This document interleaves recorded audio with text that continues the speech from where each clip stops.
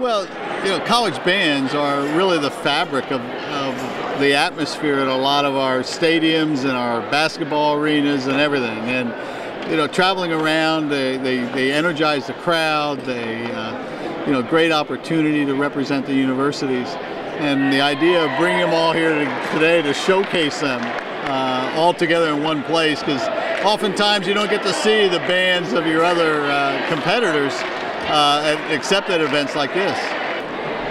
We try to bring the whole community together. We give them a point where we can all meet up, where we can party together, we can sing, we can clap, yell and scream, and celebrate our achievements and cheer on future achievements. And once you get everybody grooving together, singing together, clapping together, stomping their feet together, there's no stronger evidence that the community is unified.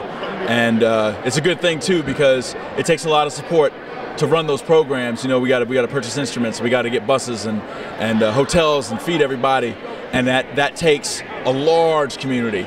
And so it's like we've always been thinking of it as you can measure the health of the community by how well the music program's going.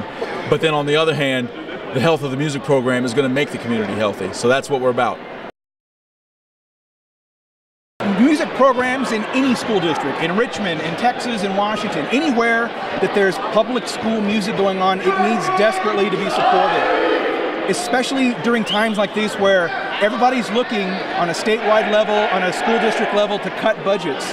That's the last thing you want to cut. I mean, it may sound cliche, but when we talk about things that we cut, you have to ask yourself, why would a student want to come to school if there wasn't anything there for them to enjoy as a free expression of creationism? If they're just coming to learn numbers and science and the things that they have to know, but it's like getting someone to eat their vegetables. They have to eat vegetables, but if you give them some other things that they would enjoy doing as well, they're going to be more receptive to that. If you don't have music in the schools, you're going to have students dropping out of school. You're going to have students not seeing a point. And as someone who came up through the public school system, I used music as my carrot, my incentive to get my studies done so that I would have more time for my music. And that paid off for me because I ended up with a doctorate. And that certainly wasn't my plan when I started, but it seemed that as I progressed along, music was always a thing that pulled me forward.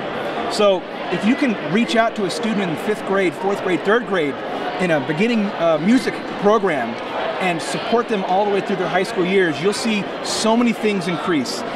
The national standards have specific things that students need to do for them to be considered to be learning music. And if they learn those things, those very same facets carry over into the educational side of things, into the academic side of things, so that the skills they learn in music are what's going to take them through the rest of their life and help them be successful. So it's real important that we support any and all public school programs. Well, Doc Nick said it the best.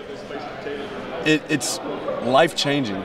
It's a lot of the greatest times of my life come from a band director. When I went through hard times in my life, a band director brought me through it. Music is so important to people. It can change somebody from being on the streets doing the wrong thing to going out and having fun with a group of people and being such a positive, inspirational thing in someone's life. I mean, it affects me so much just talking about it. I've got goosebumps.